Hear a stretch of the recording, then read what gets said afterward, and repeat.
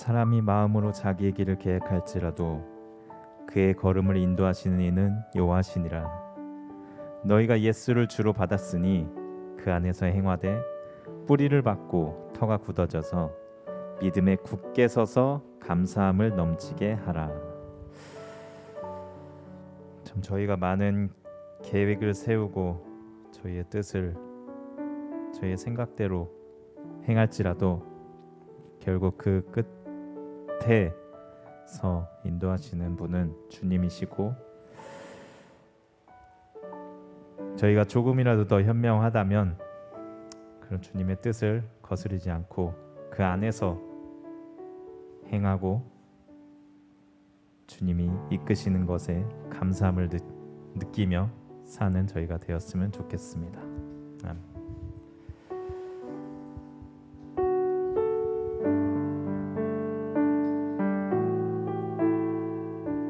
주님 말씀하시면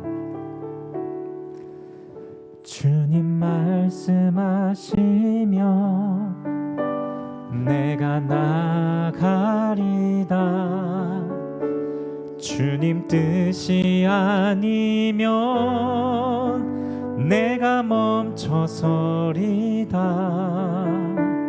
나의 가고 서는 곳 주님 뜻에 있으니 오 주님 나를 이끄소서. 다시 한번 찬양하겠습니다. 주님 말씀하시면 주님 말씀하시면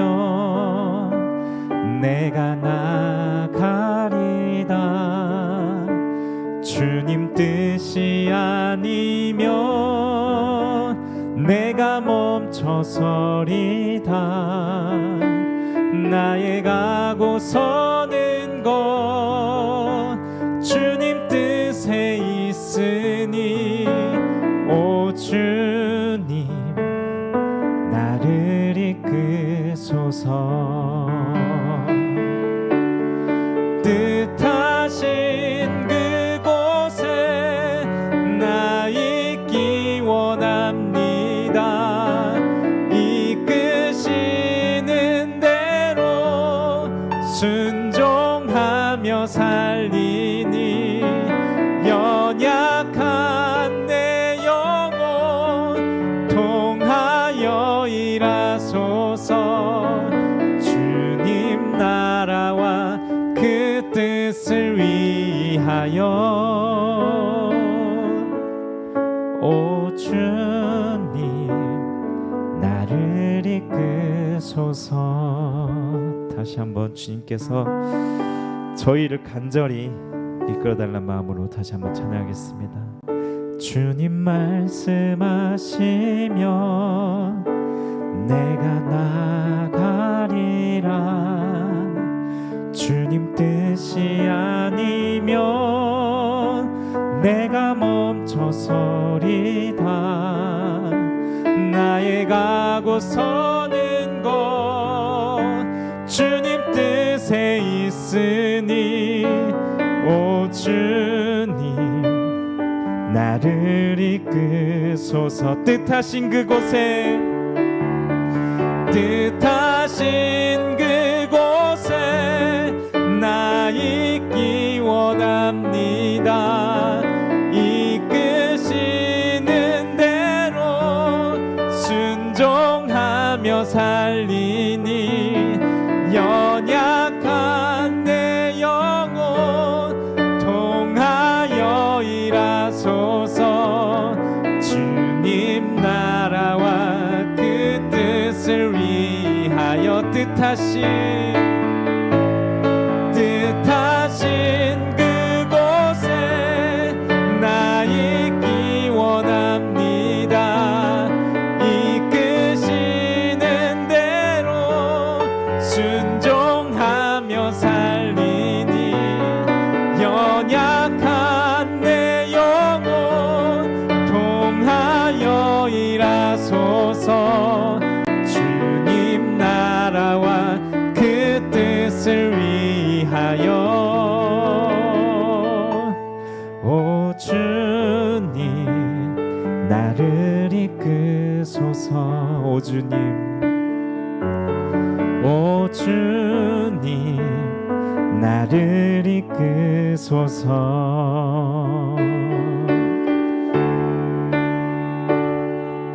하늘의 영광, 하늘의 영광, 나의 맘속에 차고도 넘쳐 할렐루야를 힘차게 불러 영원히 주를 찬양. 하늘의 영광, 하늘의 영광, 하늘의 영광, 나의 맘속에 차고도 넘쳐 할렐루야를 힘차게 불러 영원히 주를 찬양하리. 태산을 넘어 험곡에 가도 빛 가운데로 걸어가며 주께서 항상 지키시기로 약속한 말씀 변치 않네. 하늘의 영광, 하늘의 영광, 나의 맘속에 차고도 넘쳐 할렐루야를 힘차게 불러 영원히 주를 찬양하리. 캄캄한 밤에 다닐지라도 주께서 나의 길 되시고 나에게 밝은 빛이 되시니 길 잃어버릴 염려 없네. 하늘의 영광, 하늘의 영광, 나의 맘속에 차고도 넘쳐 할렐루야를 힘차게 불러 영원히 주를 찬양. 광명한 그 빛, 광명한 그 빛, 마음의 바다 찬란한 천국 바라보고 할렐루야를 힘차게 불러 날마다 빛에 걸어가리. 하늘의 영광, 하늘의 영광, 나의 맘속에 차고도 넘쳐 할렐루야를 힘차게 불러 영원히 주를 할렐루야. 하늘의 영광, 나의 맘속에 차고도 넘쳐 할렐루야를 힘차게 불러 영원히 주를 찬양하리. 할렐루야를 힘차게 불러 영원히 주를 찬양하리. 아멘. 이 시간 저희의 빛 되시고 저희의 길 되시고 저에게 뜻을 주시는 주님께 감사와 그런 주님의 말씀에 순종할 수 있는 마음을 달라는 기도드리겠습니다.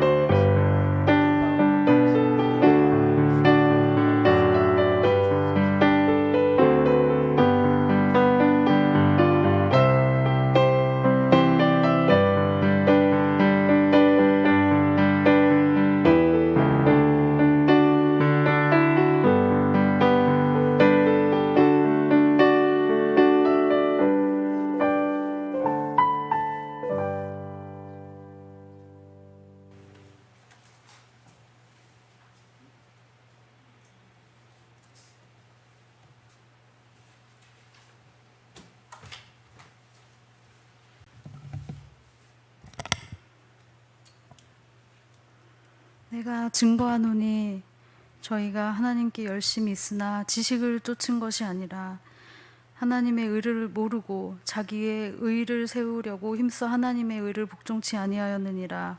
그러므로 믿음은 들음에서 나며 들음은 그리스도의 말씀으로 말미암느니라. 아멘. 사랑의 하나님, 오늘도 3일 예배로 주님 앞에 무상히 나올 수 있도록 인도하심을 감사드립니다. 주님이 없이 하루도 살아갈 수 없는 자들임을 고백하지 않을 수 없는 요즘입니다. 주님의 몸된 교회의 모든 권속들 한 사람 한 사람의 마음과 몸과 생각을 지켜주시고 어떠한 질병에서도 보호하여 주시고 무엇보다 헛된 세상의 모든 사조 가운데 휩쓸리지 않고 언제나 중심을 잃지 않을 수 있도록 보호하여 주시옵소서. 날마다 믿음을 더하시고 지식이 아닌 순종함으로 주님을 따르는 자들로 이끌어 주시길 간절히 원합니다. 오늘도 주의 종을 통하여 우리에게 주실 말씀으로 인하여 온전한 믿음으로 이끌어 주시옵시며 주님을 사랑함으로 진정한 순종의 길을 갈 수 있도록 우리 모두를 이끌어 주시옵소서. 예배의 모든 시간 가운데 주님만 홀로 영광 받으시고 악한 세력들로부터 지켜 보호하여 주실 줄 믿사오며 우리를 위해 십자가에 달리시고 부활하신 예수님의 귀하신 이름 받들어 간절히 기도드리옵나이다. 아멘.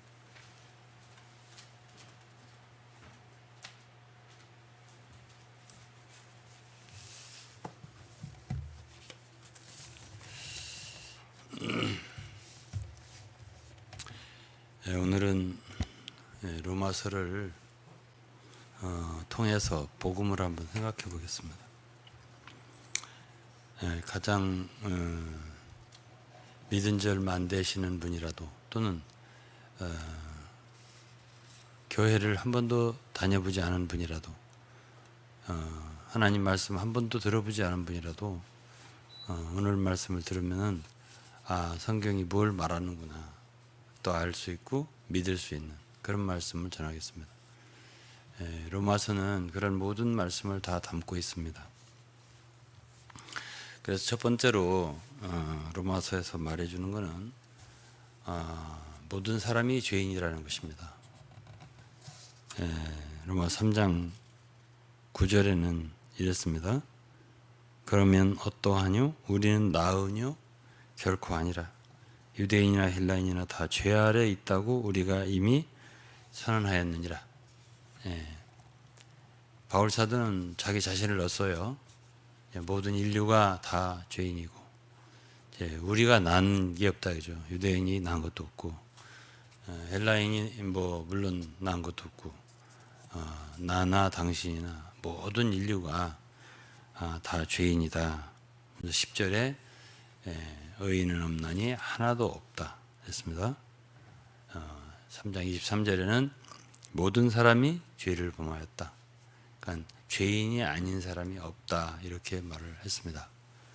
그래서 어떤 사람들은 자신이 많이 죄를 지었기 때문에 특별히 자신은 죄인이다 라고 생각하는 사람들인데 사실 로마서에서 우리에게 알려주는 것은 모든 사람이 다 죄인이다 이렇게 말을 해주고 있습니다. 그 다음에 이제 두 번째는 이제 무엇이 죄냐 라는 것을 얘기하고 있습니다. 로마서 1장에 의하면요, 불의로 진리를 막는 사람들에 대해서 하나님의 진노가 나타난다 이런 말씀을 했습니다. 그래서 첫 번째 죄가 뭐냐면 하나님을 모르는 것이에요. 하나님을 알만한데 하나님을 알만한 지각을 역량을 하나님은 사람에게 넣어주셨는데 하나님을 알지 않는 것은 그건 고의적인 것이다 이렇게 보는 것입니다. 그래서 첫 번째 죄가 하나님을 알지 못하는 것이다. 그래서 이제 1장 19절에 이는 하나님을 알만한 것이 저희 속에 보임이라 했습니다. 하나님께서 이를 저희에게 보이셨느니라. 알아야 당연한 거예요.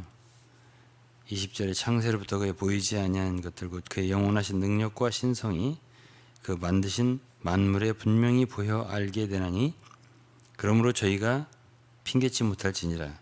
하나님을 알되 하나님으로 영화롭게 아니하고 감사치 아니하고 오히려 그 생각이 허망하여지고 이거는 하나님을 아는 것은 특별한 사람이 아니에요. 오히려 하나님 없다라고 하는 사람들은 고의로 자기 죄를 짓고 싶어서 시편 14편에 그렇잖아요. 하나님을 하나님 없다 하는 사람들 어리석은 사람들이다 이렇게 표현했습니다. 그러니까 보편적으로 일반적으로 모든 사람들은 하나님을 알 수 있다.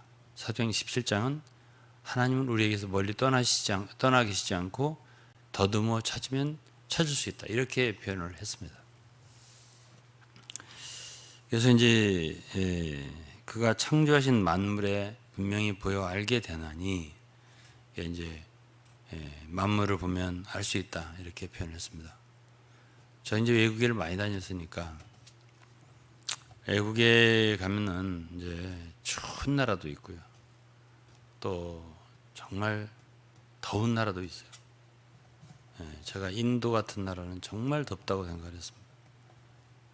이런 데서 잘못하다가는 진짜 열사병 걸리겠구나. 그럴 정도의 더위인데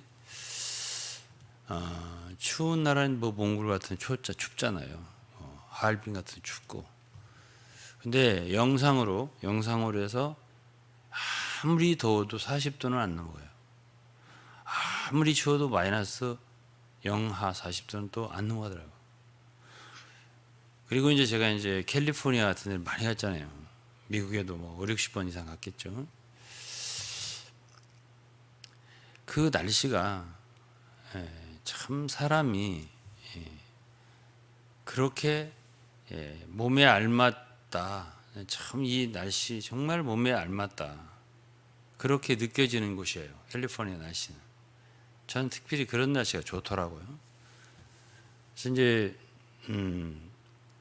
기후와 날씨 이런 걸로만 따진다면 살고 싶은 데는 캘리포니아예요.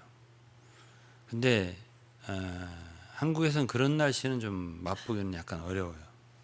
근데 이제 그렇게 느껴질 때마다 이렇게 우리에게 알맞은 온도, 날씨, 기온, 습도 이런 거를 주신 분이 누구겠느냐 이런 생각을 하게 되죠. 우연히 이렇게 될 수 있냐? 그렇게 될 수 없겠죠. 왜냐하면 온도가 그렇게 되기는 태양에서 열이 오잖아요. 주로 태양과 지구의 거리도 있는 것이고 문제가 있다면 그게 조금이라도 가까우면 살 수 없잖아요. 뜨거워서. 좀 더 멀면 추워서 살 수 없잖아요.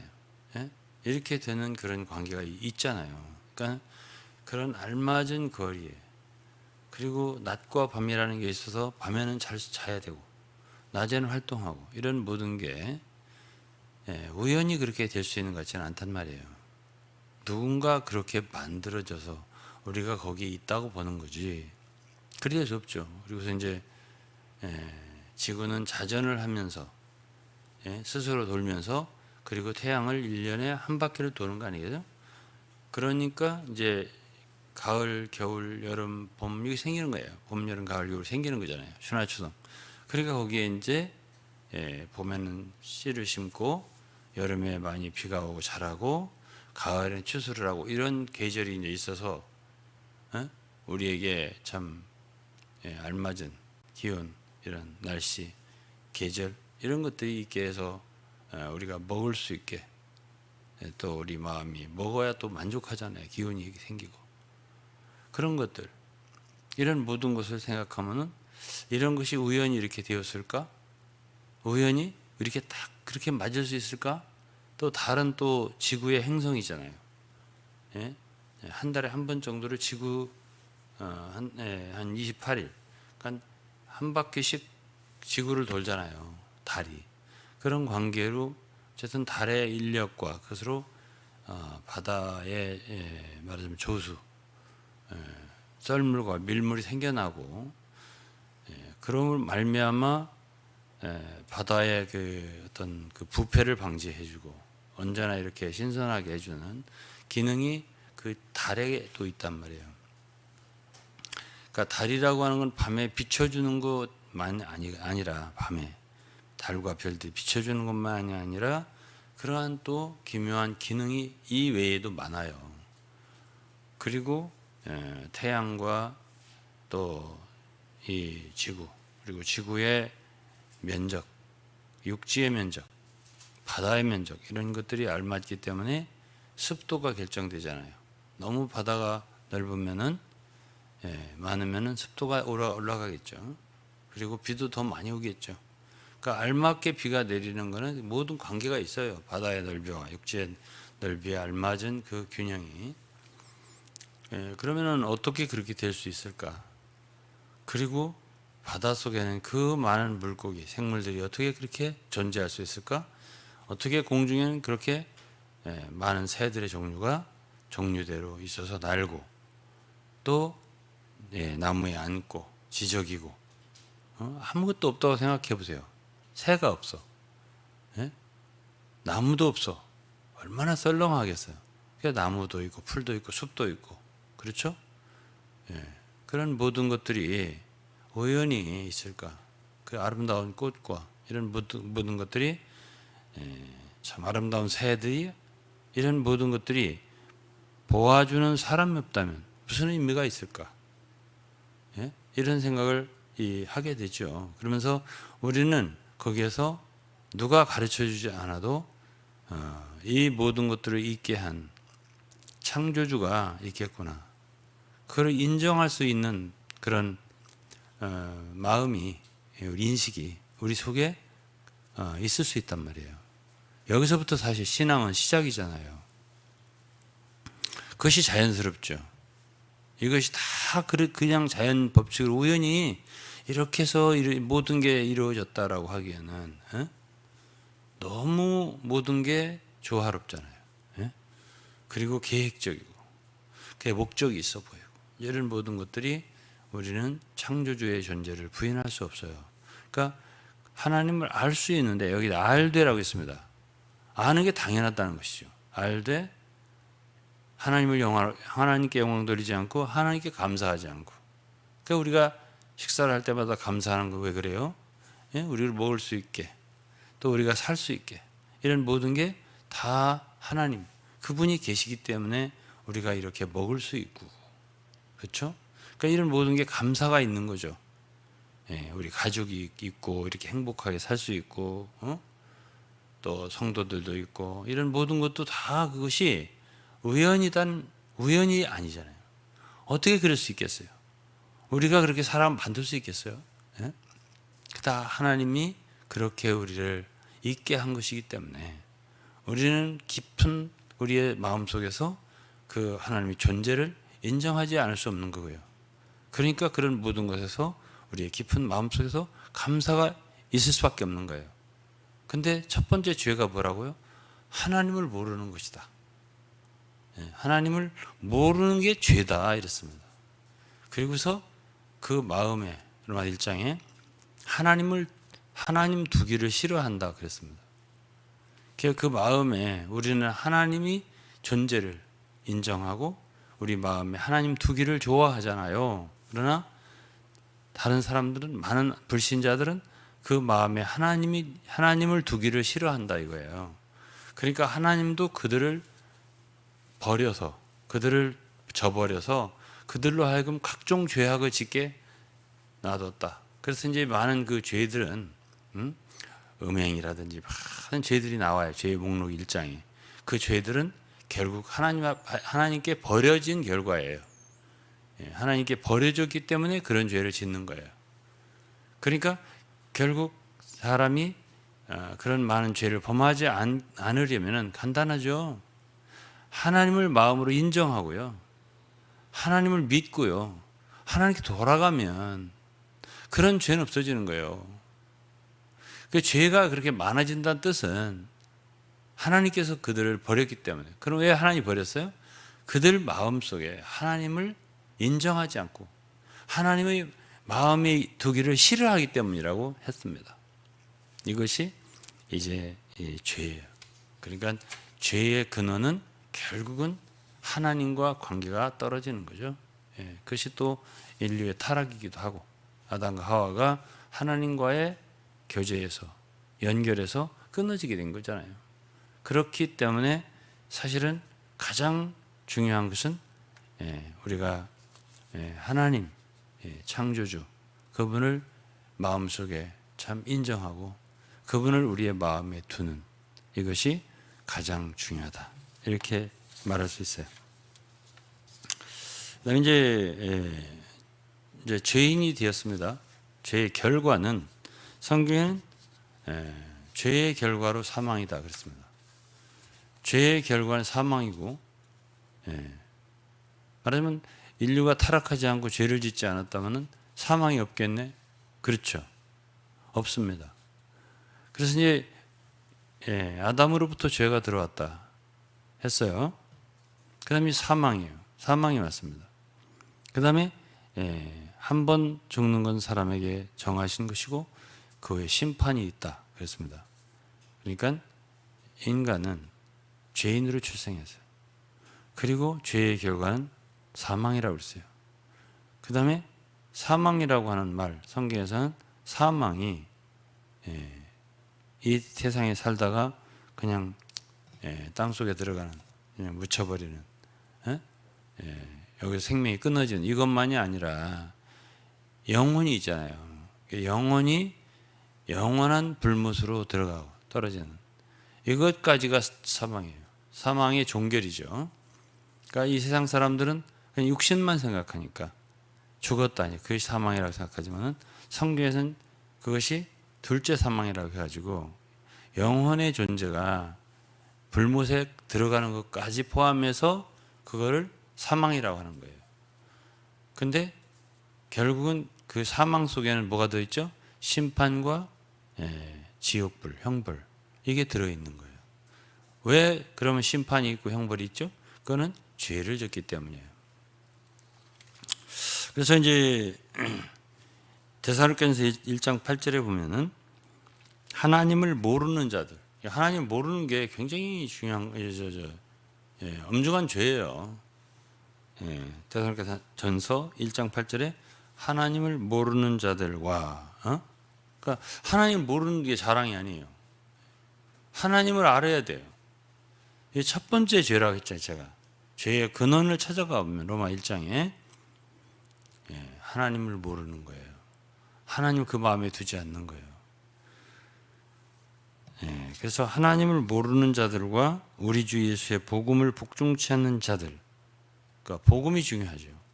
하나님을 알아야 되고 그 다음에 복음을 알아야 돼요. 우리가 전파하는 이 복음 있잖아요. 그래서 이 복음을 복종치 않는다. 제가 주일날 복종에 대해서 말을 했어요. 우리는 다만 믿는 자가 아니라 복종하는 자라고. 복종을 알아야 된다고. 우리는 복음이다 그러니까 그냥 물론 기쁨의 소식이니까 즐거움을 받는 건 맞는데 그러나 거기에는 복종이 있는 거예요. 그 복음도 하나님의 말씀이잖아요. 하나님은 권위의 하나님이잖아요. 그렇기 때문에 그분의 모든 말씀은 다 우리가 복종함으로 받아야 돼요. 그래서 이제 이 복음도 이게 복종하는 거라고 썼습니다. 어떤 사람들이 영원한 형벌을 받나 보니까는 하나님을 모르는 자들, 그 다음에 하나님의 복음을 복종치 않는 자들,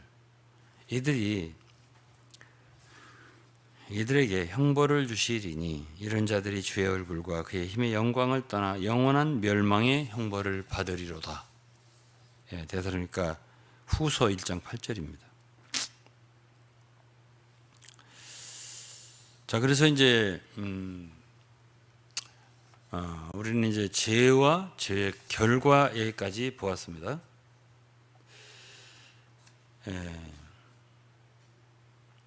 이제 이 불못, 그러니까 요한계시록 20장 14절에 보면은 그런 말이 있어요. 사망과 음부도 불못에 던지우니 이것은 둘째 사망 곧 불못이라. 누구든지 생명책에 기록되지 못한 자는 불못에 던지우더라. 이 불못이 바로 이제 소위 오늘 많은 사람들이 이야기하는 지옥이란 말이에요. 근데 지옥보다는 불못이라는 표현이 정확합니다. Lake of Fire. 끝없이 타오르는 불의 그런 못이라는 거예요. 그곳에 이러한 불신자들이 떨어지는 거죠. 그 불못의 특징은 첫째로는 어둡고 캄캄하다 그렇습니다. 어떤 분들은 지옥도 있을 만하다, 살만하다 이렇게 하는 분들이 계신데 성경에서는 그렇게 표현하죠. 전기불이 이렇게 있으니까 우리가 여기도 있을 만하지 캄캄하면 여기 있고 싶겠어요? 근데 유다서 13절에 보면 영원히 예비된 캄캄한 흑암에 돌아갈 캄캄한 흑암. 첫째 불못은 캄캄하다, 흑암이다 이렇게 되어 있어요. 그 다음에는 이제 마가복음 9장 48절은 거기는 구더기도 죽지 않고 불도 꺼지지 않는다. 이제 불이 계속 타오르는데 구더기도 죽지 않더라 그런 표현인데요. 사람마다 불로서 소금 치듯함을 받으려. 그러니까 고통을 많이 당한다는 거예요. 불못에서 그냥 편안한 게 아니에요. 불못 지옥이라고 하는 것은 그래서 불로 소금 치듯한 소금 튀기는 거 아시죠? 불로 그렇게 고통을 받는 것인데요. 이사야 14장 11절에 보면은 거기에는 구더기, 지렁이 이런 아주 징그러운 것들이 많이 있다. 이사야 14장 11절입니다. 내 영화가 음부에 떨어졌으며 너희 비파 소리까지로다. 구더기가 내 아래 깔림이여 지렁이가 너를 덮었도다. 그러나 이제 네가 음부 곧 구덩이의 맨 밑에 빠치우리로다. 사탄이 제일 밑에. 그러니까 이 지옥에 대해서 단테 신국에 보면은 층이 있어서 제일 아래에 말하자면 마귀 사탄이 존재한다 이렇게 표현을 했는데요. 성경 말씀에도 계시록 20장에 보면은 사람을 심판할 때 똑같이 심판하는 게 아니라 행위대로 행위가 조금 나은 사람 조금 약간 그렇게 차등을 주는 것처럼 마태복음 11장에도 심판날에 너희들은 심판날에 두로와 시돈보다 견디기 심판날에 너희에게 이르노니 심판날에 두로와 시돈이 너희보다 견디기 쉬우리라. 더 심한 심판을 받을 거다. 어디가 뭐 고라신이라든가 벳사다라든가 예수께서 권능을 많이 베푸신 고을 사람들이 과거에 죄를 많이 지었던 그런 두로 시돈 이런 사람들보다도 심판이 더 심할 것이다 이렇게 표현합니다. 뭐 소돔이라든가 뭐 이런데 사람들보다도 더 심할 것이다 이렇게 하는 걸 보면 차등이 있을 수 있다. 이제 단테라고 하는 사람은 신국이라고 유명한 책을 썼잖아요. 1300년대의 사람인데 그 작품이 그렇게 성경적인 옳다 이렇게 말할 필요는 없습니다. 그러나 너무나 그 이탈리아 사람이에요. 유명한 사람이죠. 그리고 그 당시에로서는 그런 천재가 없다 할 정도로 썼는데요. 좀 한 번 정도는 이렇게 무슨 얘기를 한 게 단테의 신국인가 이렇게 볼 필요는 있는 것 같아요. 근데 그 친구는 왜 이런 책을 썼을까 하면 보면은 참 지옥이라는 것은 반드시 있다라는 생각을 한 것 같아요. 이 친구는. 그리고 어떤 사람들이 정말 나쁜 놈들인가 이것에 대해서 많이 연구를 한 거는 사실이에요. 그것에 대해서는. 그래가지고 이제 뭐 많은 종류로 이제 한 9가지 10가지를 열거를 했어요. 분류를 했는데 그 좀 재밌는 건요. 제일 나쁜 사람들이 종교적인 불화, 그러니까 교리적으로 다르다고 해서 분리하고 무슨 자기 집단을 만들고 이단을 만들고 이런 거 있잖아요. 그런 게 무슨 뭐 가늠하고 뭐하고 뭐 이런 뭐 많은 그 탐과 놀이 뭐 이런 거보다 의선자 이런 거보다 더 아주 악한 많이 더 심한 형벌을 받는 걸로 묘사를 했습니다. 그러니까 이간질을 한다든지 뭐 갈라지고 쪼개지는 일을 한다든지 이런 그런 그 말하자면 교회를 분열시키는 거 있잖아요. 그런 죄가 엄청 큰 것으로 이렇게 묘사돼요. 그리고서는 이제 이게 이제 9째, 막 10째 이런데 사탄과 가장 근접해 있는 마귀와 이런 무리들이 어떤 사람들이냐 하면은 그런 이단들 말이죠. 진리를 위조하는 그런 자들, 그런 자들이 가장 악한 사람들을 묘사하고 있어요. 그러니까 그런 걸 생각하면 참 그 단테라고 하는 사람이 어디에 역점을 두고 이런 책을 썼나 하는 것을 우리가 좀 미루어 생각을 해볼 수가 있어요. 그래서 성경에도 제가 얘기를 좀 했지만은 야곱과 에서 중에서 그랬잖아요. 하나님은 야곱은 사랑하고 에서를 미워했다 이렇게 표현했죠. 근데 이것이 이제 작은 일이 아니에요. 이게 간단한 일이 아니거든요. 이 에서가 결국 에돔이잖아요.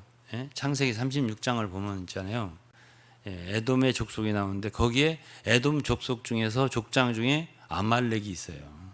그러니까 아말렉은 결국은 에돔 사람들이에요. 그리고 신약성에 헤롯이라든가 이런 왕들이 있었잖아요. 예수를 잡아 죽이려고 태어나자마자. 그게 바로 헤롯이 에돔 족속이에요. 에돔 사람이란 말이에요. 그런데 이 사무엘상 15장에 하나님이 사울을 시켜서 아말렉을 진멸하라고 했잖아요. 왜 그러냐니까는 하나님께서 이스라엘 백성들을 애굽에서 이끌어내는데 그게 얼마나 큰 일이에요, 하나님께는요. 근데 그때에 그 이스라엘을 공격한 것이 말하자면 아말렉이에요. 그러니까 가장 가까우면서도 가까이 있으면서 하나님의 백성을, 하나님의 자녀들을 괴롭히는 그러한 죄를 짓는 게 사실은 사실은 분열자들이고 대적자들이고 또는 뭐 성경에도 바울 사도를 대적했다든지 뭐 이런 사람들이 더 속을 많이 썩였잖아요. 정말 교회를 갖다가 어렵게 하고 참 분열시키고 참 교회를 갖다가 참 어렵게 만들고 이단에 빠지게 만들고 믿음에서 무너뜨리고 하나님 역사를 고의적으로 대항하고 반대하는 거잖아요. 이런 죄가 크다 이렇게 이제 우리가 말할 수가 있고요. 그 다음에 이제 성경에 보면은 이 종말적인 그런 심판, 열국에 대한 심판을 할 때 선지서를 보면은 열국을 심판하는 데 있어서 하나님이 가장 염두에 두고 가장 앞장서서 아주 심하게 심판하는 게 있는데 그게 에돔이에요. 에돔이거든요. 그리고 에돔의 심판과 인류의 종말이 관계가 있어요. 읽어보면 구약을 읽어보면 그래요. 그래서 아마겟돈 전쟁이 있죠. 그러니까 인류의 마지막 전쟁과 에돔의 심판과 관계가 있어요. 읽어보면 에스겔이라든가 이사야라든가 읽어보면요. 그렇다라고 한다면은 우리가 로마서 9장에서 내가 야곱은 사랑하고 에서는 미워하였다. 이 말이 보통 말이 아니에요. 사실은 하나는 하나님의 백성이 친백성. 그렇죠. 이스라엘. 참 이스라엘은 우리죠. 그것이 갈라디아서 6장에 있는 말씀이잖아요. 오늘날 우리가 하나님의 이스라엘이란 말이에요. 그건 바울이 한 말이고요. 그게 바로 야곱의 자손이고 그게 아브라함의 자손이고 참 아브라함의 자손이잖아요. 우리가. 그러한 사람들과 완전히 그런 사람들을 대적하는 그게 바로 에돔이에요. 그게 아말렉이고 사실 그게 육체고요. 육체의 사람들이에요. 근데 하나님을 믿는다고 하면서 대적을 하는 사람들이 제일 무서운 거예요. 가장 가까이에서 믿는다 하면서 그러면서 공격하는 거지. 사실 예수 그리스도를 가장 공격하고 십자가에 못 박는데 앞장서고 이렇게 했던 사람들은 다 세상 사람들이 아니었어요. 다 믿는다라고 하는 성경을 안다라고 하는 대제사장 사두개인이라든가 또는 바리새인이라든가 서기관이라든가 이런 사람들은 다 믿는다라고 하는 사람들 아니에요? 그런 자들이 앞장선 거죠. 결국은. 그리고 예수를 판 자도 예수님 따라다니는 사람 중에 하나가 팔았잖아요.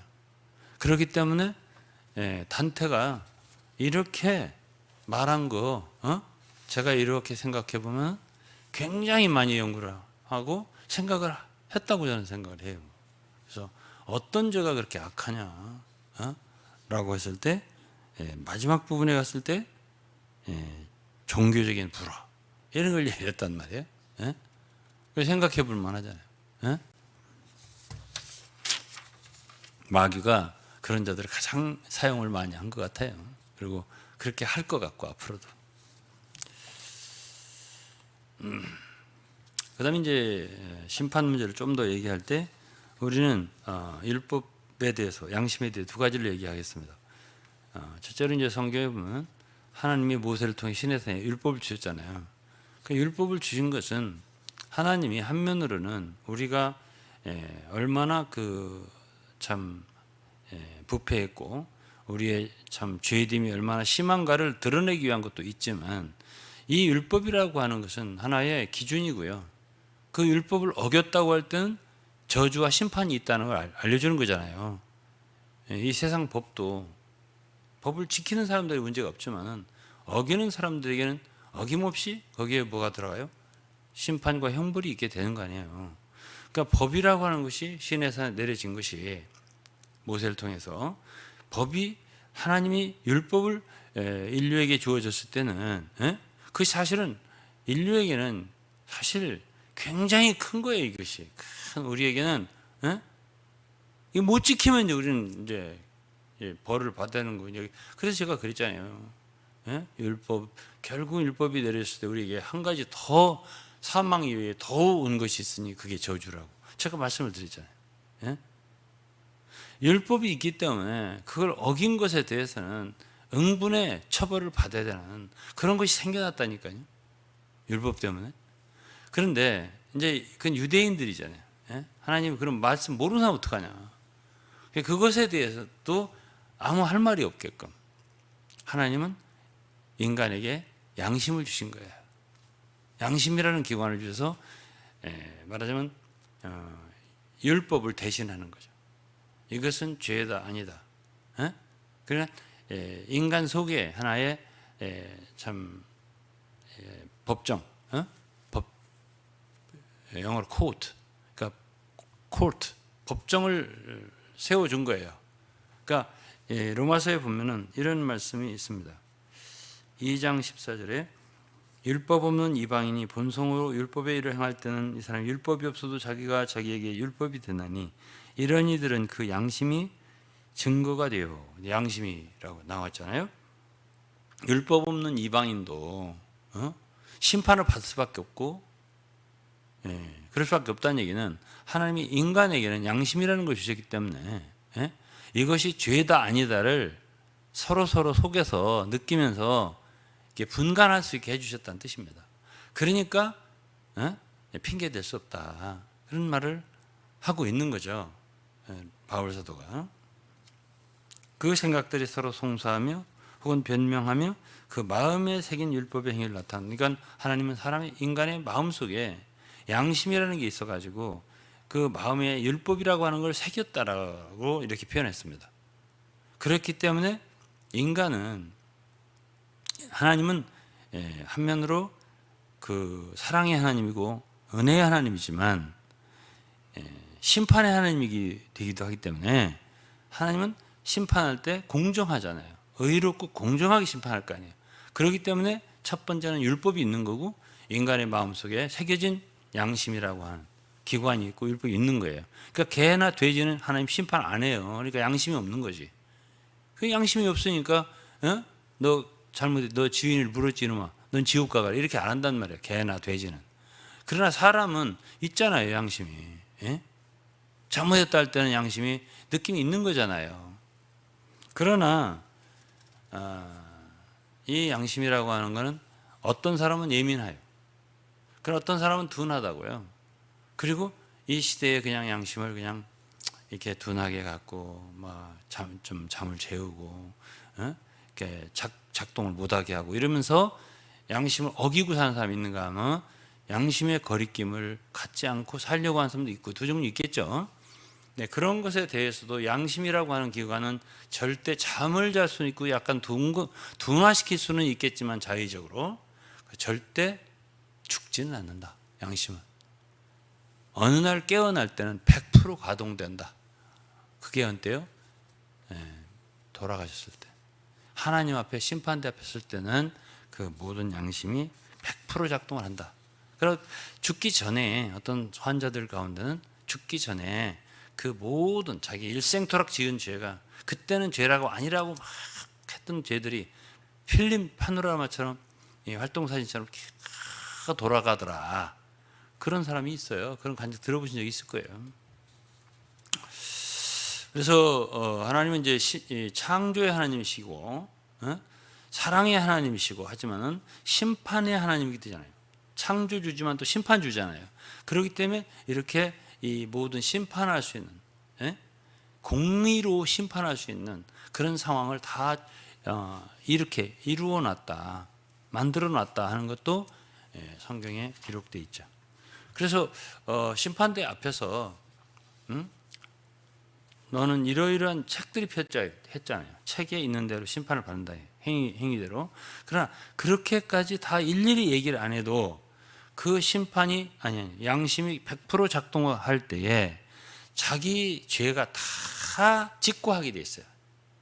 뭐 일일이 얘기할 필요도 없이 자기가 자기 죄를 다 직고하게 돼 있다고요.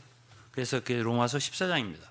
로마 14장 11절에 기록되었으되 주께서 가라사대 내가 살았노니 얼마나 두렵겠습니까? 하나님 앞에 심판주 앞에 섰을 때 내가 살았노니 모든 무릎이 내게 꿇을 것이요. 그때는 다 무릎을 그때는 다 두려움에 서로 앞에 무릎 꿇을 수밖에 없는 거죠. 모든 죄인이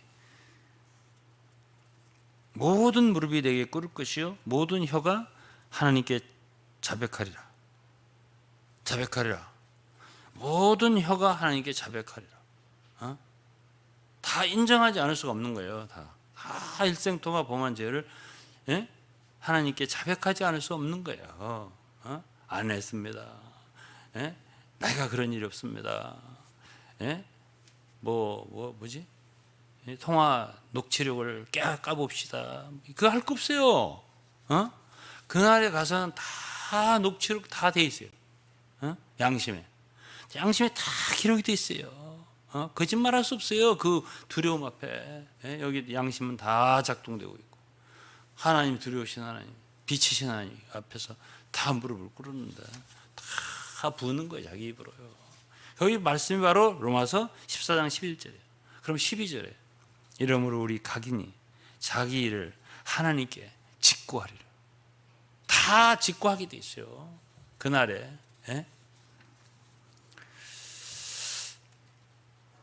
자, 여기까지 이제 우리가 할 때에 예수를 안 믿어도 된다. 지옥에 가도 괜찮다. 이런 소리를 하면 안 되겠죠.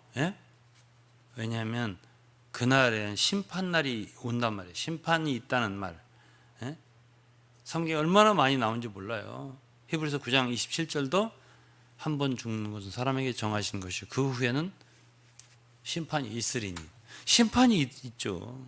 계시록 20장 10절 이후 15절까지 다 그 심판의 얘기잖아요. 요한 사도가 밤모섬에서 비전으로 다 봤잖아요.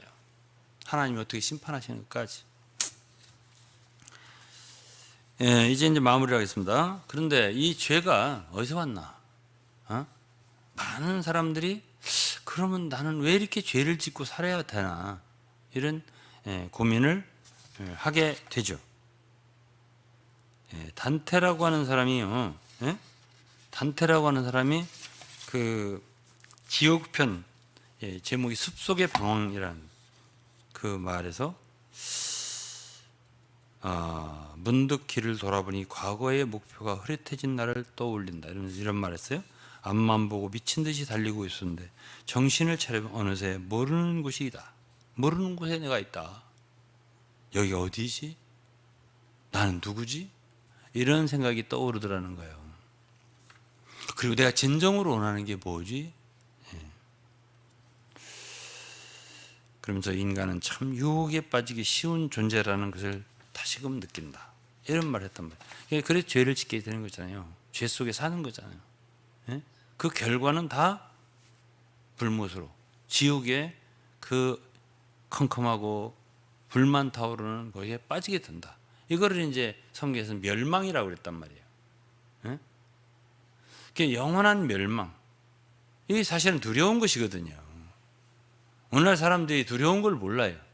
응? 복음을 전해보면 두려운 걸 몰라요. 아, 나 지옥에 갈 거야. 이렇게 말을 하는데 그게 아닙니다. 예? 그러면 이제 우리가 이제 근본을 찾아야지. 그럼 우리가 어떻게 이렇게 죄인이 됐지? 예?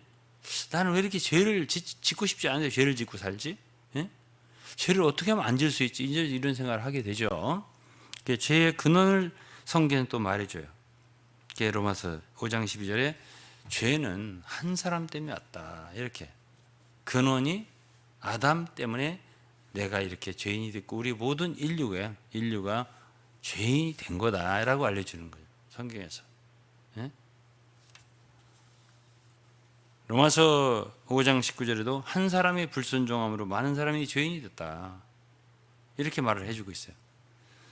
성경이 없으면은 이거는 우리가 알 도리가 없어요. 예? 어떻게 이걸 알아요? 예?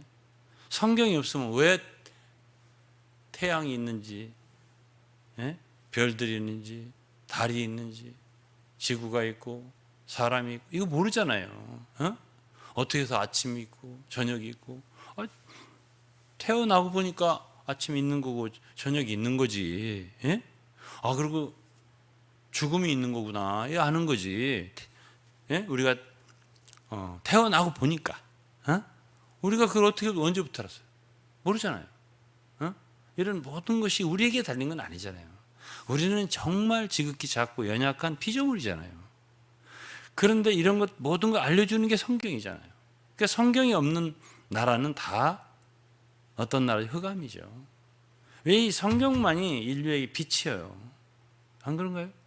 그러니까 공산국가는 성경을 부정하잖아요. 예? 그래가지고 유물론을 주장, 유물론. 물질이다 이거지.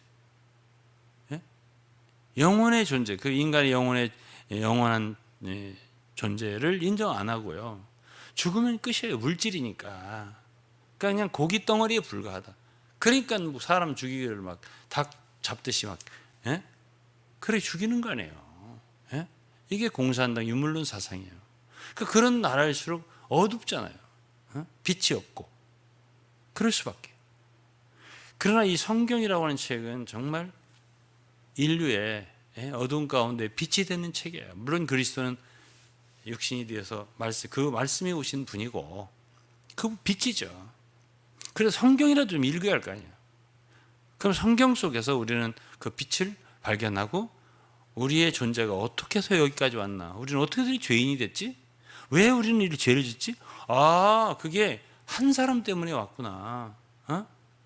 그러면서 사도 바울은 아담이라고 하는 사람, 아담이라고 하는 인류의 조상은 오실 자의 표상이니라 이렇게 말했단 말이에요. 5장에서.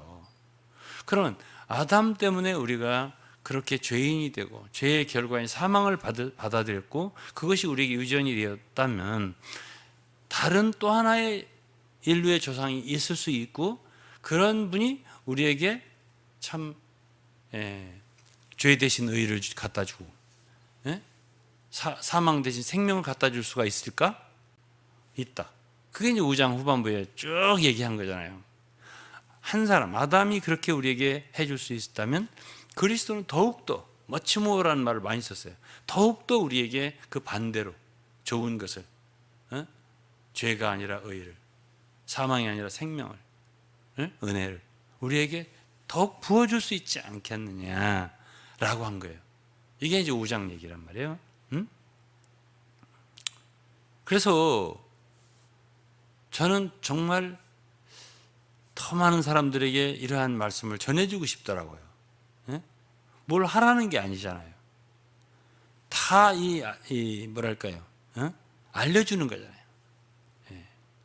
근원적인 걸 알려주는 거잖아요. 그리고 제가 지금까지 이렇게 성경을 얘기하지만 하나라도 안 그럴 것 같은데 이거 없잖아요. 다 너무 일리가 있잖아요. 이게 성경에 있는 말씀이란 말이에요.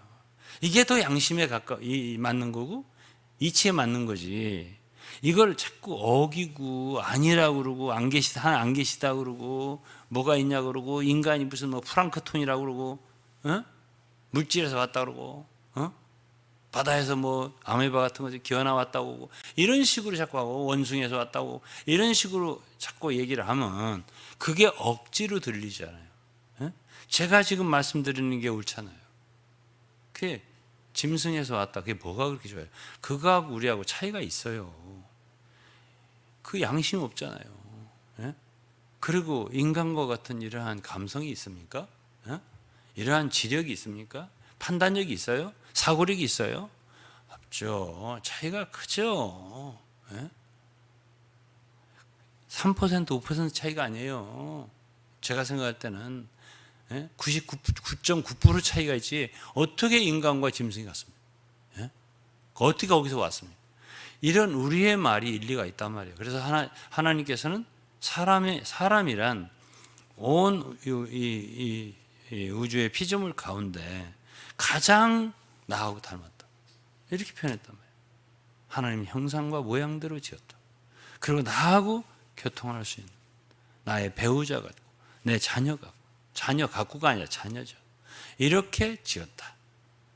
그렇게 지었는데 아담이 한 사람 때문에 그 불순종 때문에 선악 먹지 말라는 과일 먹었기 때문에 이래서 오늘날 죄가 들어와서 죄인이 돼서 너희들이 이렇게 죄를 짓는 거다. 그게 멸망의 길을 가고 있는 거다. 그건 자연대예요. 자연적이에요. 이것을 이어받는 것은 출생으로 말미암는 거예요. 그냥 아담으로부터 출생으로 말미암 다 그 노력할 것도 없이 그렇게 되는 거예요. 자연적으로. 그러나 로마서 5장 12절 이하부터 한 분 또 다른 조상을 얘기하는 거예요. 또 다른 머리 인류에 바로 그리스도죠. 그래서 그리스도 우리가 만일 아담의 후예잖아요. 아담 안에 있다가 그리스도 안으로 옮겨지기만 하면 아담 안에서 받아들인 모든 것을 그리스도 안에 받아들일 수 있는 거죠. 그것이 이제 의와 생명과 모든 축복이란 말이에요. 근데 아담으로부터 받는 거는 그냥 자연히 그냥 태어나면 그렇게 받는 거예요. 근데 이거는 우리가 그리스도 안에서 받는 이 모든 축복은 이걸 선물이라고 그랬습니다. 선물이라는 말을 많이 했죠. 에베소 2장 8절에도 너희가 그 은혜를 인하여 믿음으로 말미암아 구원을 얻었나니 이것이 너에게서 난 것이 아니요 하나님의 선물이라고 했단 말이에요. 그리고 로마서 5장에도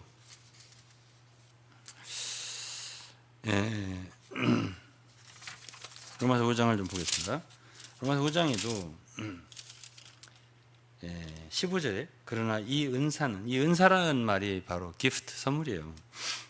그 범죄와 같지 아니하니 곧 한 사람의 범죄를 인하여 많은 사람이 죽었은즉 더욱 여기 더욱 있죠. 하나님의 은혜와 모든 또는 한 사람 예수 그리스도의 은혜로 말미암은 선물이 여기 선물이라 했잖아요. 많은 사람에게 넘쳤으리라. 또 16절에 또 이 선물은 그랬잖아요. 또 17절에도 한 사람의 범죄를 인해 사망이 한 사람으로 말미암아 왕노릇 하였은즉 더욱 은혜와 의의 선물이라고 했잖아요. 그래서 이제 그리스도로부터 받는 이 모든 은혜는 구원은 이 모든 것들은 선물이기 때문에 우리가 받는 게 필요해요. 받아들이는 게 필요하단 말이에요. 그거를 믿음이라고 하는 거죠. 거저 주시는 선물이기 때문에. 근데 이거는 받느냐 안 받느냐의 문제가 있는 거죠. 이 진리와 이 복음의 말씀을 그것을 제가 주일날은 뭐라고 했냐면 복종하는 거라고 했어요. 그게 복종하는 거예요. 이게 믿는 것이 바로 복종하는 거예요. 왜? 그렇게 우리에게 모든 걸 해주신 분이 하나님이니까요. 우리가 하나님을 믿는 거예요, 사실은. 그렇지 않겠어요? 그래서 요한복음 3장 16절 말하고 마칠 텐데요. 하나님이 세상을 이처럼 사랑하사 멸망하기를 원치 않는 거지. 독생자를 주셨어요. 예수잖아요. 누구든지 그 아들을, 예수를 보내주신 분을 믿으면 멸망치 않고, 죄인은 다 멸망하게 되어 있다고 제가 말씀드렸잖아요. 멸망치 않고 영생을 얻게 하려 하심이라. 이게 얼마나 좋은 말씀이에요. 그러니까 누구든지 받을 수 있는 거예요. 누구든지 이 말씀을 듣고, 아, 그렇구나. 나는 내가 잘못돼서 죄인 돼서 이렇게 한 줄 알았더니 그것이 인류의 원래 조상 한 사람 때문에 내가 죄인이 됐었구나. 이렇게 하고, 아, 예수를 믿는다는 것은 그 인류를 죄와 사망으로 멸망으로 가는 인류를 구하기 위해서 하나님이 당신의 아들을 마지막 아담으로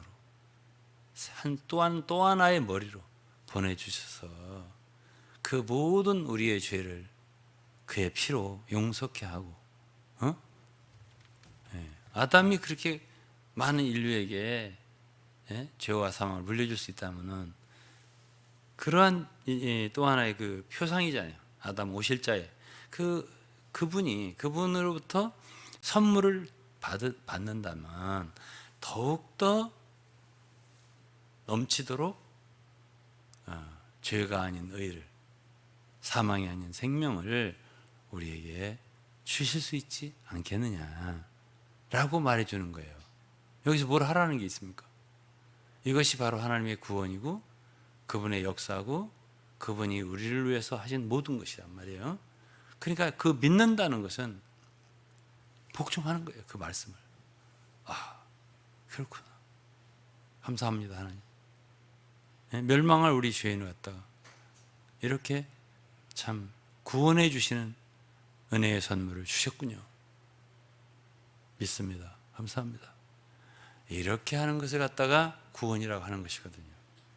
그래서 나는 이러한 구원을 참 많은 사람들에게 이 복음을, 구원의 복음을 전했으면 좋겠고, 참 이렇게 쉽고 또 너무나 일리가 있고 그러한 말씀을 하나라도 더 전해서 영혼을 구원할 수 있는 여러분 되시고, 또 이 말씀을 듣는, 처음으로 이런 복음을 듣는 분이 있다 하더라도 구원함을 받고 영생을 얻을 수 있기를 바라겠습니다. 기도하겠습니다. 하나님 감사합니다. 오늘은 성경을 통해서 누구라도 이 말씀을 들으면 예수를 믿고 구원을 받을 수 있는 영생의 복음을 전했습니다. 하나님, 정말 이 말씀을 듣는 모든 사람들을 축복해 주셔서 그 마음속에 한 줄기 빛이 비치게 하시고, 그리고 구원을 받을 수 있는 은혜를 허락해 주옵소서. 예수 그리스도의 이름으로 기도했습니다. 아멘. 저하고 찬송을 하나를 부르도록 하겠습니다. 복음성가 117장입니다.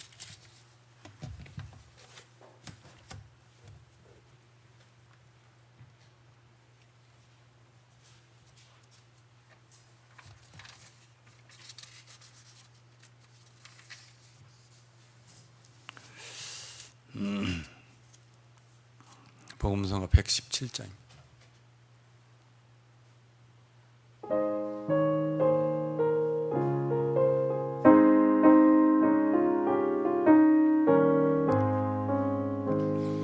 내 마음속에 은혜의 주, 아름다운 내 노래, 어떠한 노래 이와 같으랴.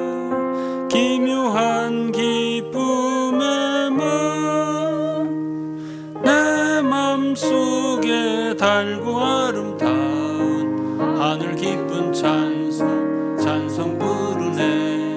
내 맘속에 기묘한 사랑의 아름다운 노래, 기묘한 사랑 날 구했네. 구원의 기쁨 넘쳐 은혜 주가 내 안에 살아.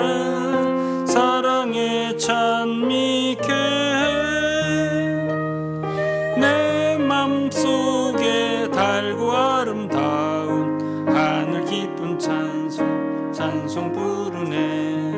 내 맘속에 기묘한 사랑이 아름다운 노래해. 주 예수 나를 인도하니 어떠한 광명인가. 평강의 주가 내 안에 사셔 찬미로 전진케 해. 내 맘속에 달고 아름다운 하늘 기쁜 찬송 부르네. 내 맘속에 기묘한 사랑이 아름다운 노래해.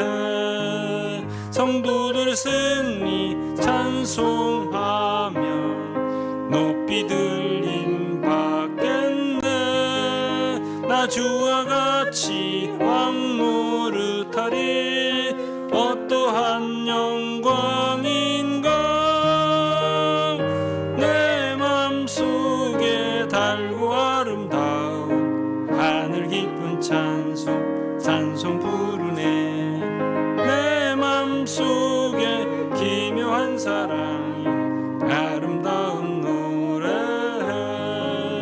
새 예루살렘 들어가서 생명강물 마시리. 생명의 열매 먹는 배부름 어떠한 풍성인가. 내 맘속에 달고 아름다운 하늘 기쁜 찬송 부르네. 내 맘속에 기묘한 사랑이 아름다운 노래해. 아멘.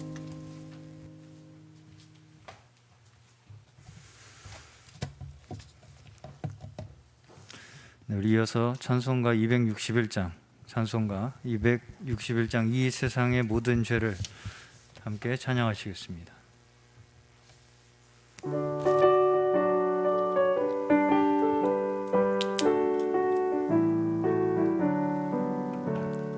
이 세상의 모든 죄를 밝히시는 주의 보혈, 성자 예수 그 귀한 피 찬송하고 찬송하세.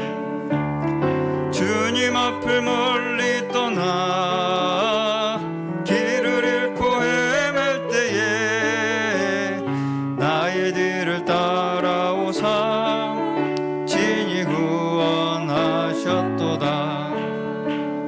흰 눈보다도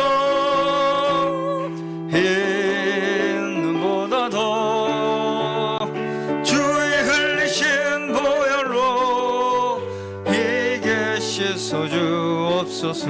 아멘. 가시관을 쓰셨으니 피로 얼굴 물드셨고 십자가의 모진 고통 나를 위해 당하셨네. 말로 형용할 수 없는 구세주의 구속하심, 그네와 크신 사랑 찬송하고 찬송하세. 흰 눈보다도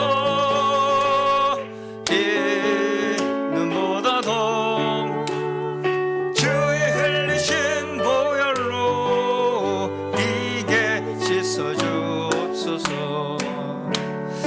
아버지를 멀리 떠나 바른 길을 저버리고 여러 가지 죄악으로 주홍같이 되었으니 물 같은 것 가지고는 씻을 수가 아주 없네. 주여 귀한 보배 피로 날 정결케 하옵소서. 흰 눈보다도 흰 눈보다도 흰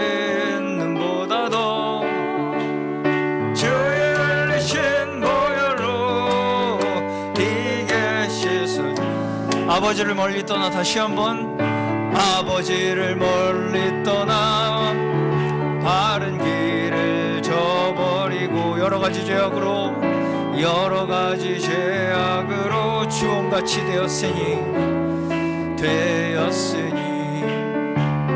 물 같은 것 가지고는 씻을 수가 아주 없네. 주여 귀한 보배 피로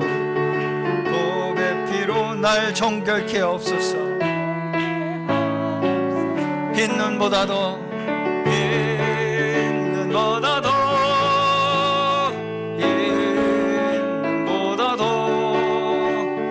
주의 흘리신 보혈로 이게 씻어줘.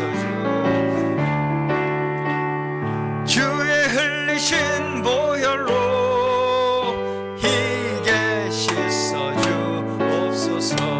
아멘.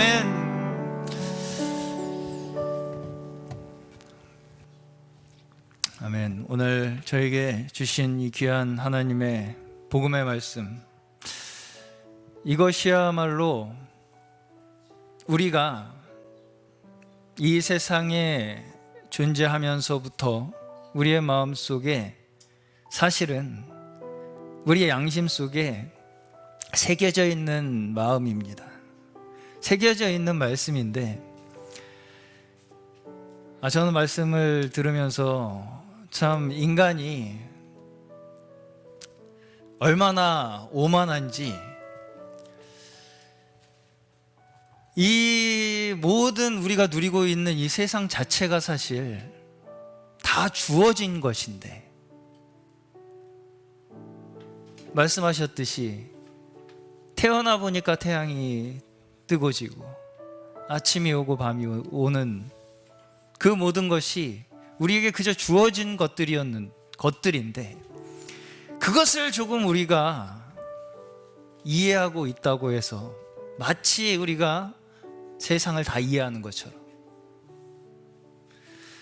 그저 우리가 이 세상에 있는 한정된 자원, 주어진 자원을 조금 활용할 줄 알게 되었다고 해서 우리가 없는 것을 창조할 수 있는 것처럼 그렇게 생각하게 되는 이 인간의 이 간악함이죠. 간악한 이 마음이 정말 하나님을 깨닫지 못하는 것이 우리의 죄의 근원이라는 그 말씀이 오늘 정말 우리의 마음에 다시 한번 깊이 새겨지는 말씀이라고 저는 생각이 들었습니다.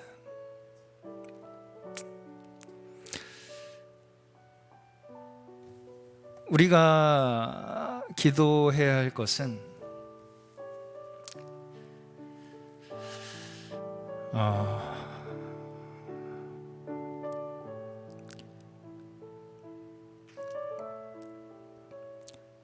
우리의 마음속에 무엇이 사라지지 않아야 한다고 저는 생각을 하냐면,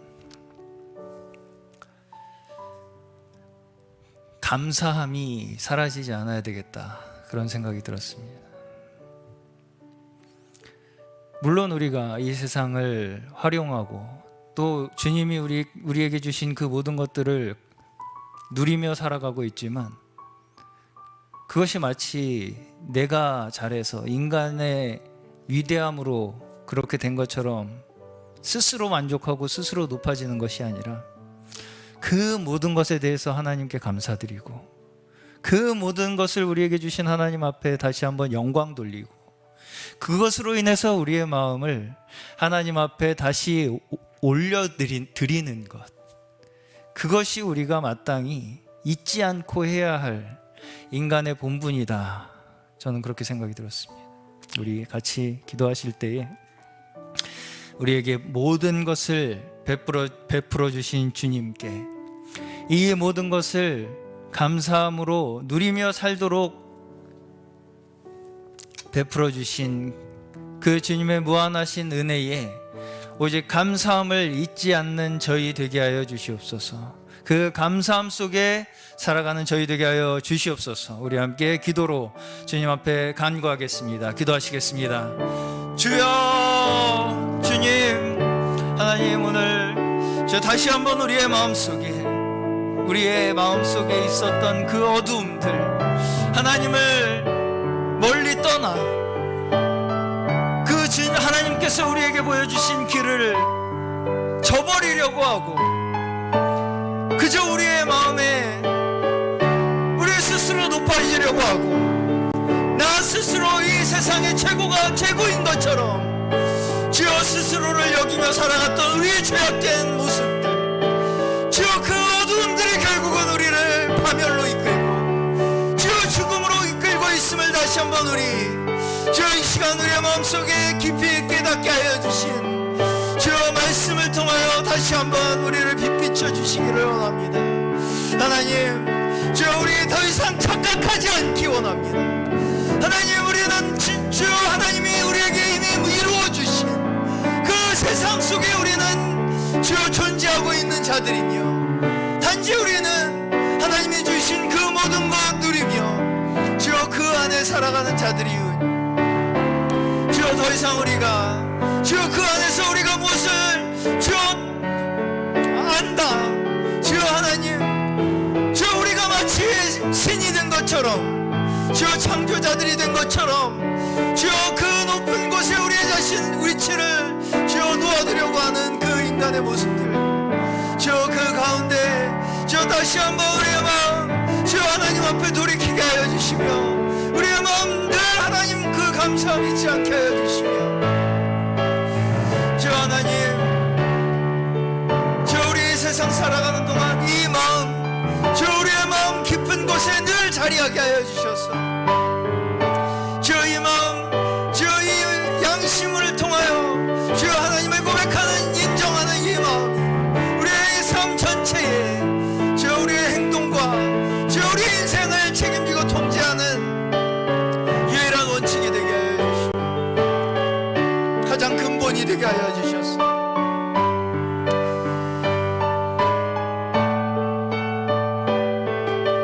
하나님 안에 살아가는, 하나님의 그 말씀의 권위에 순종하며 살아가는 진정한 하나님의 백성들 하나님 되게 하여 주시옵소서. 다음 찬송가 369장입니다. 369장, 죄짐 맡은 우리 구주.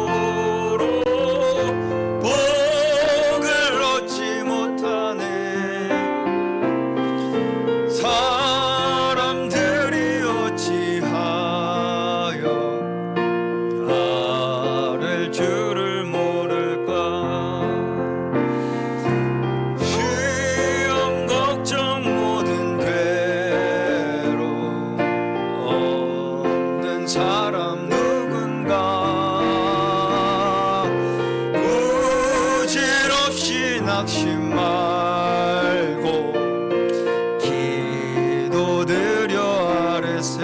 아멘. 주님, 이런 진실하신 친구 찾아볼 수 있을까? 우리 약함 아시오니 어찌 아니하를까? 주여 근심 걱정 무거운지 이 진짜 누구나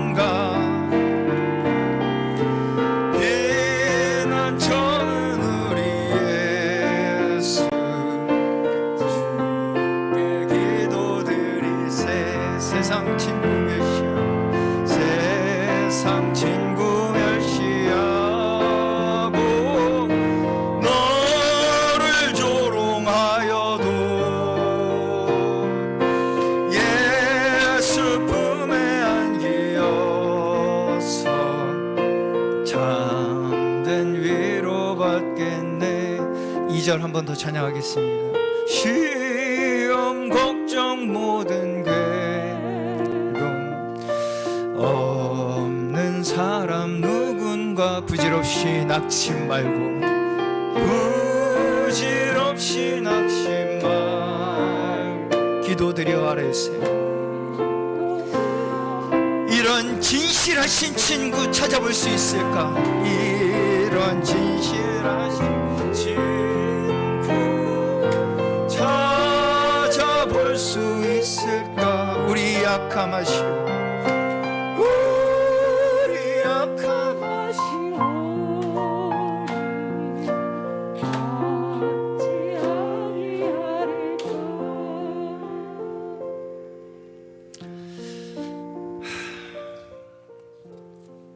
여러분, 진짜 친구가 있으십니까? 저는 이 세상에서 벌어지고 있는 일들을 보면 사람들은 어떻습니까? 상대방의 약함을 발견하면 바로 공격성을 드러내는 게 우리 인간의 죄악상입니다. 우리 인간에게 있는 내면의 그 어두움들이 공격성으로 나타납니다. 그래서 서로를 공격하고 서로를 상처내고 서로를 헐뜯어서 결국은 모두가 함께 그 어둠의 구렁텅이로 빠져들어가 버리는 것이 우리 인간들이 지금 벌이고 있는 일들입니다. 참 우리가 이 세상에 인간의 마음속에 굉장히 뭔가 대단한 것이 들어있는 것처럼 오해하고 착각할 때가 참 많은 것 같은데, 사실 그러다 보니까 지옥에 가고 싶다라는 말을 서슴지 않고 할 수 있는 거라고 전 생각을 했는데, 사실 우리의 마음속을 잘 들여다보면요, 그리고 우리가 생각하는 대단하다고 생각했던 그 사람들의 마음속에서조차도 다 추악한 어두움들이 들어있어서 우리가 그 어두움들을 마주 대할 때는 서로 헐뜯을 수밖에 없어요. 공격할 수밖에 없고요, 서로 상처낼 수밖에 없습니다. 그런데 우리 주님은 어떠십니까? 우리의 약함 아시오니 우리의 약함을 아시면서 우리를 품어주시고 모든 것을 아뢰할 때 그 모든 기도를 들어주시고 진정한 친구 되어주시겠다고 우리에게 오신 분이 주님이십니다.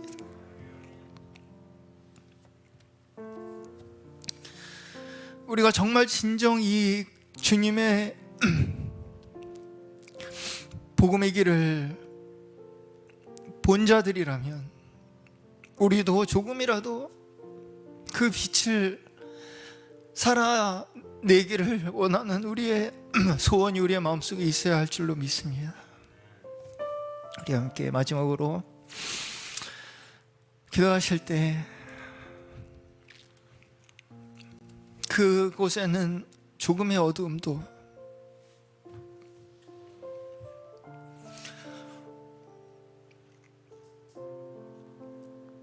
조금의 고통도 조금의 어그럼짐도 없는 그 진정한 의와 진리 가운데 우리에게 오신 주님의 복음의 길을 우리에게 더 밝히 보여주셔서 우리도 그 주님의 복음의 길을 우리의 마음에 받아들여서 그 빛을 조금이라도 밝혀드리며 증거하며 살아가는 주의 종들 되게 하여 주시기를 우리 간절히 기도하기 원합니다. 그리고 이어서 계속해서 우리를 기도하시는 우리 주의 연약한 성도들, 몸과 마음이 연약하여 주님 앞에 담대히 나오지 못하는 영혼들, 어둠 속에 방황하는 복음이 필요한 영혼들, 그 모든 우리가 그 빛을 조금이라도 전달함으로써 살아날 수 있는 그 모든 영혼들을 위하여 기도하기 원합니다. 기도하시겠습니다. 주여, 주여, 주님, 정말 이 메마른 세상 가운데 주여 상처 많이 가득하고, 주여 하나님 서로를 그저 약함을 비방하고 공격하고, 주여 서로를 주여 먹힐 수밖에 없는 이 주여 험한 세상 가운데에서 주여 결국 그 세상 가운데 우리는 아니 그 우리의 마음속에 있는 추악한 어두움들 가운데 서로 무너지고 자멸할 수밖에 없던 저희들, 하나님 그 가운데 말라 죽어갈 수밖에 없던 저희들, 하나님 상처 입고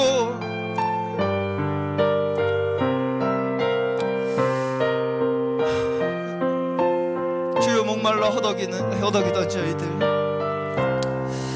정말 그 저희들에게 진정 주님께서는 우리의 모든 약함을 감당하여 주시고 그 약함 보듬어 주시고, 주여 우리가 주님을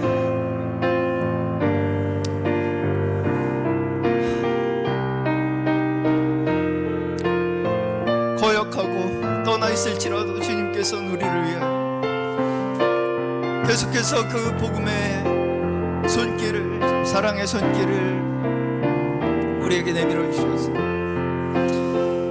우리를 진정 생명의 길로 인도하여 주시고자 하는 그 주님의 복음의 역사 가운데 우리 다시 한번 이 시간 우리의 온 존재를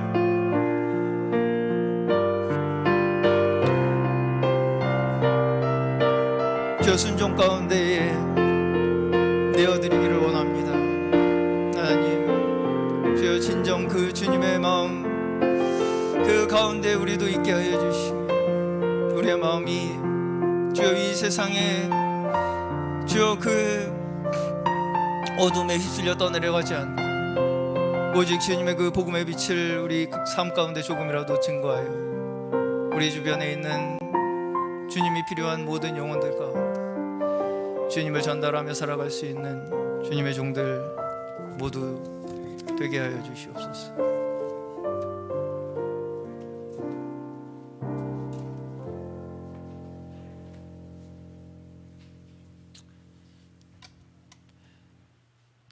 자비로우신 하나님 아버지, 감사하고 찬송합니다.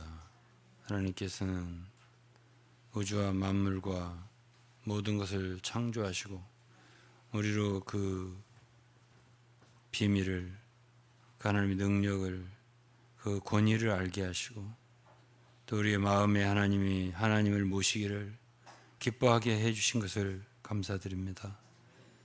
아버지 하나님, 이렇게 천지 만물을, 만유를 우리에게 주실 뿐 아니라 더욱이 멸망할 상황에 있는 저희들을 구원하기 위해서 독생자를 보내시고 또 그분의 몸에 우리 모든 죄를 담당케 하시며 그 귀한 피를 흘리시어 우리들의 모든 죄를 용서케 하시고 또 이를 죄에서 멸망에서 구하신 하나님의 크신 사랑 감사드립니다.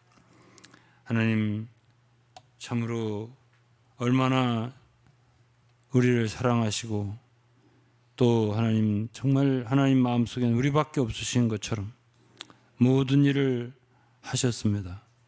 저희들은 그동안 그런 많은 은혜와 참 축복을 받고도 감사하는 마음이 적었고 또 하나님께 영광 돌리며 찬미하는 마음이 적었습니다.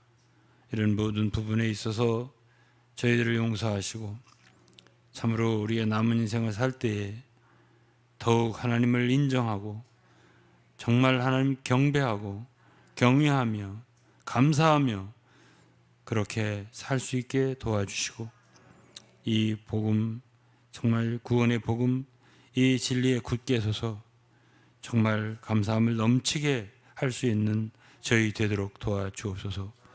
예수 그리스도 이름으로 감사드리고 찬송하며 기도드리옵나이다. 아멘. 아멘.